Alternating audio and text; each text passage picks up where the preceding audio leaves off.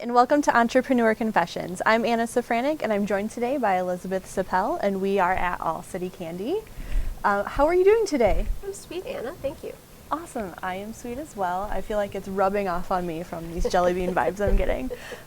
So the question I have today is, how do you remain innovative and relevant in today's candy world? Or in any industry that you may be in? So if you want to stay relevant, number one rule I think in business is find a pain point for your customer and solve it.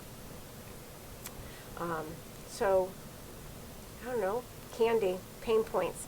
Well, there's lots of pain points in life in general that candy helps sweeten the day.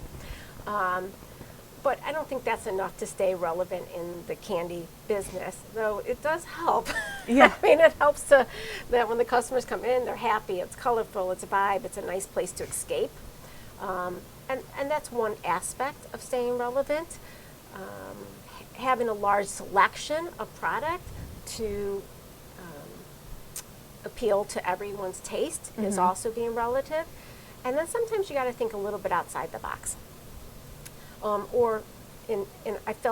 feel like in our case, having many more revenue streams, right? If you're only banking on your bricks and mortar, Okay. right? And then something happens, like the street gets closed down for repairs for a summer, and now you Sounds have like no you've experienced that. right. So you have no traffic, right? So you don't know what's going to happen when you're only focused on one stream of revenue. So for me, I feel like I need several streams of revenue, so when one has a downturn, hopefully the other one will pick up. So when we first opened the business, it was just bricks and mortar because I didn't know anything else, right? But I grew up in a retail business. I knew customer service. I knew how to make people comfortable and want to come back.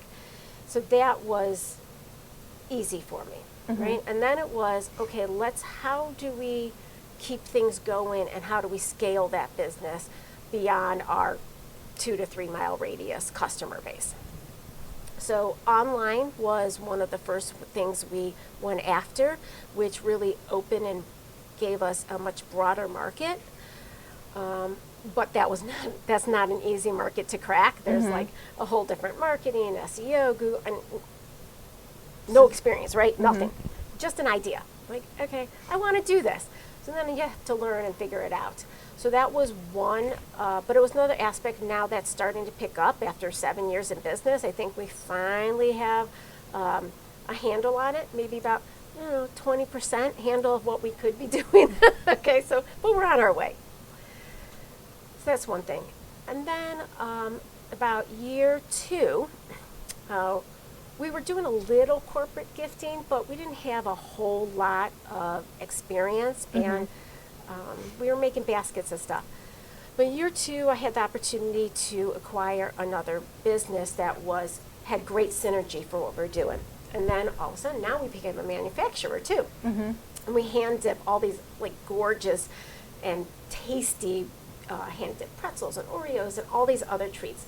So now we had another offering, right? And we put them in these beautiful baskets, and we made chocolate bowls, and then we had a whole nother market to segment to that professional audience that wants to thank their clientele once a year or periodically through the year. So now we have this whole another segment of corporate gifting, and that has been super powerful, especially to slide us into home base at the end of the year. Our fourth quarter between the holidays and corporate gifting and online sales is our strongest quarter, like most retail places. But always looking for a new revenue stream. We've looked at all kinds of things.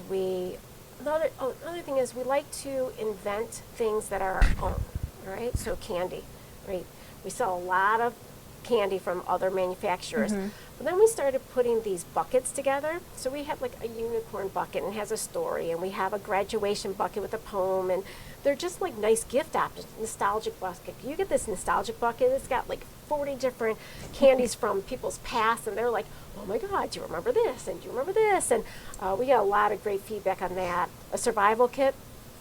So you can send a survival kit for anything. So finals to your college grad, college student,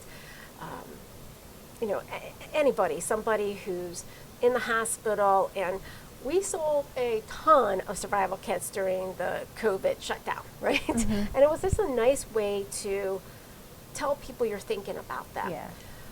So always trying to come up with something new, something exciting, and to stay relative. And then another part is trying to get the word out. You got this great new product. How do you tell people about it?